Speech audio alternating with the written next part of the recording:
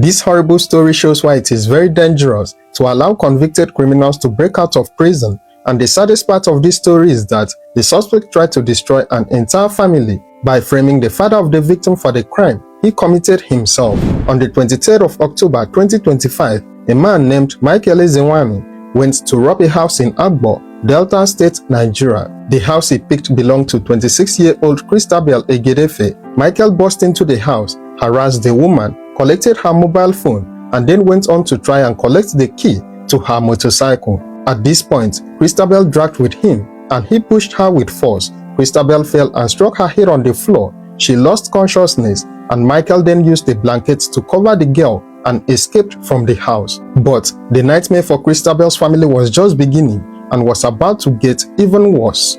The next day, Michael tried to sell the phone he stole from Christabel. According to reports, the person he tried to sell the phone to suspected it was stolen because of how Michael was acting. The potential buyer was said to have called the police, and Michael was arrested on the 24th of October 2025. Now, this is where things began to get really interesting. At the station, Michael denied stealing the phone. He claimed he had not even been in Nigeria and that he had been in Libya. He claimed he brought the phone from Libya and just wanted to sell it. While in police custody, the phone rang. When the call was answered, it turned out that the caller was Christabel's sister. The police then got Christabel's address and went to her house, where they found her dead and covered with the blanket. When Christabel's family got to know about her death, her father reportedly confronted Michael and vowed to kill him as revenge for taking the life of his daughter.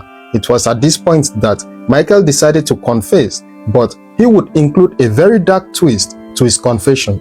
Instead of sticking to just the truth, Michael confirmed that he was indeed the one who murdered Christabel, but proceeded to allege that he was hired by Christabel's father to eliminate his own daughter. Based on this confession, the police detained Christabel's father immediately and kept him in custody for about 6 days.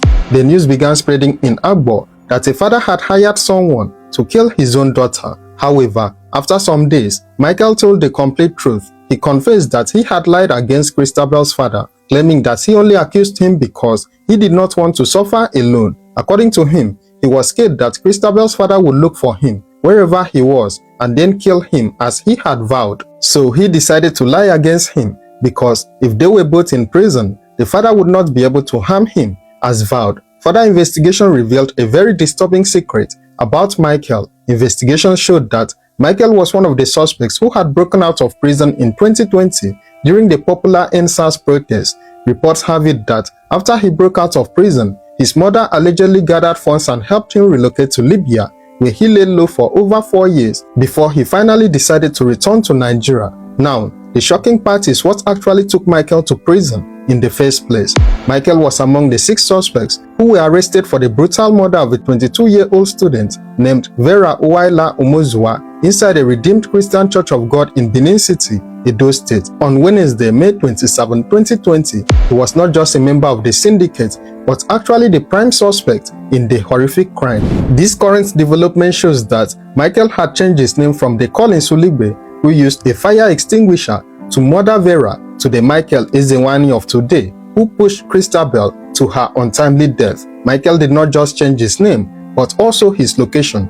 He was living in Edo State when he murdered Vera, but relocated to Delta State, where he eventually took Christabel's life. One thing that Michael has not changed yet is probably his desire to drag other innocent people into his crimes, because the same thing he did to Christabel's father, he had also done to his landlady after he was arrested in 2020 for the murder of Vera.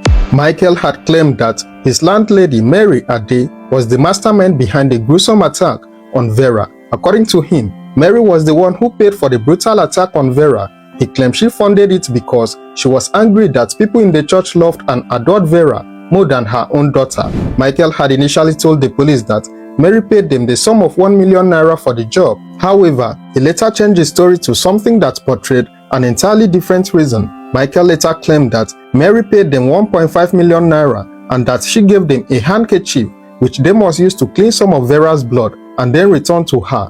He claimed that Mary wanted to use the blood for a ritual that would make her small shop grow into a big supermarket. However, Mary had denied all these accusations, calling Michael a criminal who had promised to drag her into the crime. by telling lies against her. Mary, who was Michael's landlady, revealed that Michael was trying to get back at her for opening the door to his room to the police to conduct a search while he was still in custody. She claimed she had given Michael a quit notice a few months before the crime was committed and that he had refused to leave. Another suspect named Nelson had also denied his involvement in the crime, claiming that Michael was making up stories just to involve him. One other suspect named Valentine had also claimed not to know Michael and explained that he was in a different area on the day the crime was committed. Despite all the denials from the other suspects, Michael was identified as the main person who carried out the attack on Vera. He was sent to a correctional center to await trial, where he eventually broke out during the 2020 End SARS protest. Michael has now cleared Christabel's father by publicly confessing that he was not the one who ordered the murder of his daughter. He remains in police custody as more investigations are being conducted. He was asked, why did you kill the girl? Only for these suspects to indict the innocent father of the girl whom he had killed. And the father was arrested on the strength of his confession. Detained. It was after 6 days that he was eventually released. When this first suspect said he didn't want to suffer alone, that because the father threatened him that he was going to kill him, that was why he said it will involve and implicate the innocent father. He will use his own mouth to tell us what happened, but let me tell you one shocking part of this whole. This same suspect was among the syndicate that murdered that girl in Edo State just before the End SARS protest. What's the girl's name? Uwaila Omozuwa. Uwaila Omozuwa. We all heard of that popular story. I believe we'll look for that picture and also place by the side of this video. It was among those gang who went to that church and murdered that girl. He was sentenced, or rather he was remanded. While he was in prison remand, that was when the End SARS jailbreak occurred at Oko prison and he escaped. Lo and behold, he has come back again and murdered, taking the life of another innocent, promising girl. What's your name? Michael. Okay, Michael. Tell us what led to the death of this girl. Why did you kill the girl? It's not my intention to kill him. Okay. So unfortunately, both of us are dragging. So I asked him to give me. Open your mouth. I asked him to give me the key. So the guy is dragging with me. So before that, I used my own power to beat the guy and push him. And push her? Yeah, he can't fall down. Okay. So unfortunately, he didn't talk again. So you felt that she don't die? Yeah, so I can't use back. So how were you arrested? So the next day, so when I went to go and fed the phone, it's where the boy that I went to fed the phone called police. Oh, you collected the girl's phone? Yes.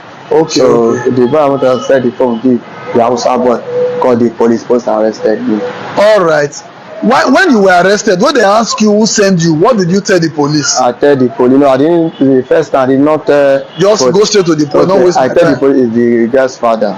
Say the girl's father. Yeah, but I lied. Wait till we'll get there. You told the police that it's the girl's father. Yeah. Okay, why did you tell them that it's the girl's father? The girl's father came the other day, so I started shouting at me, beating at me, saying you're going to kill me. So I thought, okay, let me just form the story that I think is the girl's father that sent me. Now, say it before the word now. Was it the girl's father that sent you to murder the girl? Yes or no? No. Say it well. I want to hear you say it. It's not the girl's father. It's not the girl's father. Yeah, I lied. So what was the reason for you saying it was the girl's father? Because you say you want to kill me. That is the reason that I lied against him. Okay, people of Agbo, because I heard that the rumor is fast spreading. The father is innocent. Oh, let us be clear. The man who murdered the daughter is here, and he has stated it that it was not the father who sent him. However, because he was afraid that wherever he is, the father will look for him and kill him, that's why he said the father should perish alongside him. He happens to be the same suspect who was part of the syndicate that murdered that girl in church. You see the danger of jailbreak.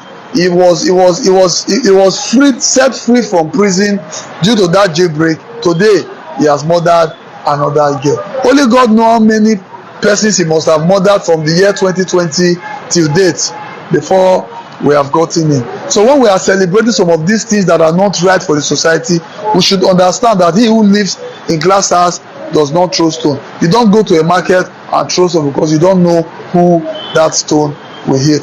The father is innocent. I want us to get it clear. What's your daughter's name, sir? Christabel. Christabel who? Christabel. Aminu. Christabel Aminu. How old is she?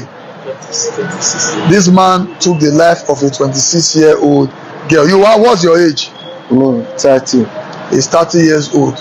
This is Delta State Police Command. May God help us. Thank you.